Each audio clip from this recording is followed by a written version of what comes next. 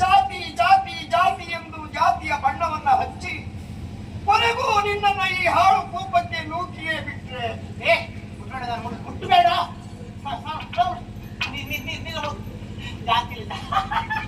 ಹುಟ್ಟುತ್ತ ಯಾರು ಹುಚ್ಚರಾಗಿರುವುದಿಲ್ಲ.